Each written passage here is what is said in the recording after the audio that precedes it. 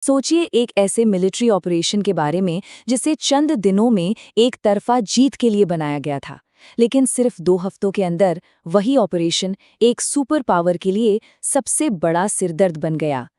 ये कहानी है ऑपरेशन एपिक फ्यूरी की, एक ऐसा टकराव जो भले ही काल्पनिक हो, पर आज की दुनिया में इसके होने की संभावना से इनकार नहीं किया जा सकता। तो इस कहानी की शुरुआत होती है एक बड़े ऐलान से। तत्कालीन अमेरिकी राष्ट्रपति डोनाल्ड ट्रंप ने दुनिया को बताया, हम युद्ध जीत चुके हैं। इस एक बयान ने जैसे जीत का माहौल बना दिया था। लेकिन इस ऐलान के बीच एक सवाल था जो हर किसी को परेशान कर रहा था कि अगर अमेरिका जंग जीत चुका है तो फिर शांति के लिए शर्तें ईरान की तरफ से क्यों आ रही थीं? आखिर ये इतना बड़ा उलटफेर हुआ कैसे? हुआ ये कि सिर्फ 14 दिनों के अंदर जिस ऑपरेशन का नाम एपिक फ्यूरी था, उसे दुनिया एपिक ब्लंडर कहने लगी थी। अमेरिका अपने किसी भी लक्ष्य को हासिल नहीं कर पाया और उल्टे दुनिया एक बहुत बड़े संकट के मुहाने पर आ खड़ी हुई।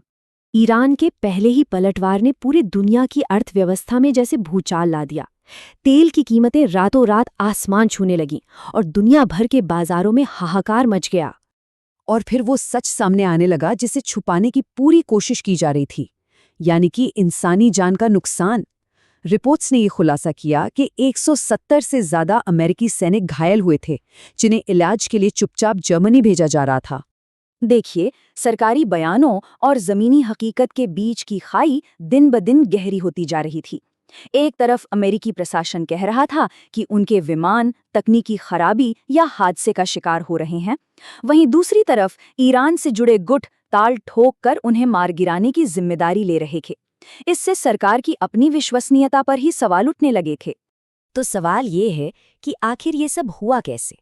चलिए थोड़ा पीछे चलते हैं और समझते हैं कि ये त्रुटिहीन यानी कि फ्लॉलेस प्लान आखिर था क्या। अमेरिका और इजराइल की असल योजना क्या थी और वो अपनी जीत को लेकर इतने कॉन्फिडेंट क्यों थे? कागज पर तो ये प्लान बड़ा सीधा साधा और फूल प्रूफ लग रहा था। सोच बस इतनी थी कि ईरान के टॉप लीडर्स पर हवाई हमला होते ही पूरी सरकार बिखर जाएगी। इसके बाद अमेरिका वहां अपनी पसंद की सरकार बिठाएगा और ईरान के विशाल तेल भंडारों पर कंट्रोल कर लेगा। सिंपल। लेकिन कहते हैं ना, जरूरत से ज्यादा आत्मविश्वास ही सबसे बड़ी गलती होती है।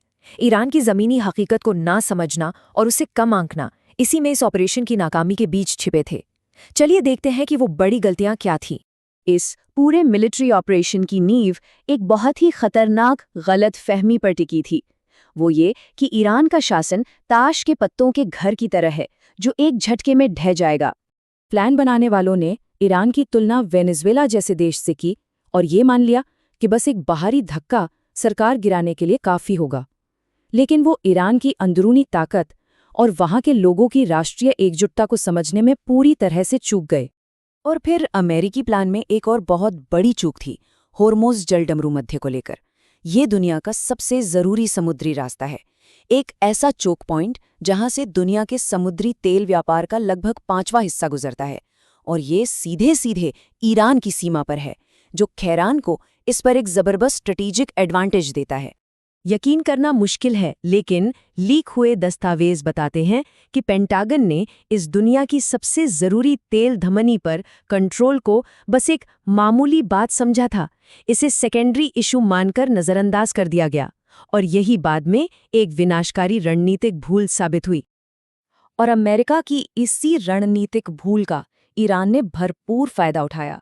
उसने एक ऐसा जबरदस्त पलटवार किया जिसकी अमेरिका और उसके सहयोगियों ने कल्पना तक नहीं की थी। तेहरान ने दुनिया को दिखा दिया कि वो सिर्फ डिफेंस ही नहीं बल्कि अटैक करना भी जानता है। ईरान ने एक साथ कई मोर्चे खोल दिए। होर्मुज़ जलडमरू मध्य को बंद करके ग्लोबल इकोनॉमी पर चोट की गई, पूरे मिडिल ईस्ट में अमेरिकी मिलिट्री बेसिस पर हमले हुए और खाड़ी देशों को साफ साफ चेतावनी दी गई कि वो अमेरिकी सेना को अपने यहाँ से बाहर निकालें। और बहुत जल्द ईरान ने युद्ध विराम के लिए अपनी शर्तें दुनिया के सामने रख दीं। इन शर्तों से बिल्कुल साफ था कि तेहरान अब कमजोरी से नहीं बल्कि ताकत की पोजीशन से बात कर रहा था और वो किसी भी तरह के समझौते के मूड में नहीं था। पासा पूरी तरह से पलट चुका था। जिस देश पर हमला हुआ था वही अब शांति की शर्तें तय कर रहा था।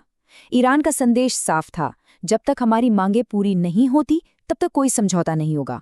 जब पारंपरिक सैन्य रास्ते बंद हो जाते हैं तो हताश सरकारें अक्सर खतरनाक रास्ते अपनाती हैं। अब युद्ध को और आगे बढ़ाने और इसे सही ठहराने के लिए एक नई और ज्यादा भयानक कहानी गढ़ी जाने लगी। जैसे जैसे प्रशासन की लोकप्रियता घट रही थी, वैसे वैसे अमेरिकी धरती पर एक बड़े आतंकवादी हमले के खतरे की बातें तेज होने लगीं और इसका दोष ईरान पर मढ़ने की तैयारी शुरू हो गई। एक फॉल्स फ्लैग हमले का नैरेटिव तैयार किया जा रहा था, यानी अमेरिकी धरती पर एक बड़ा हमला होगा जिसका इल्जाम ईरान के स्लीपर सेल्स पर लगा दिया जाएगा। इस हमले से अमेरिकी जनता एक हो जाएगी और प्रशासन को ईरान में जमीनी सेना भेजने का एक मजबूत बहाना मिल जाएगा। और ये हमें एक बहुत ही गंभीर और परेशान करने वाले सवाल पर लाकर खड़ा कर देता है कि ये अपनी एक ऐतिहासिक गलती को छुपाने और अपमान से बचने के लिए कोई भी सरकार आखिर किस हद तक जा सकती है।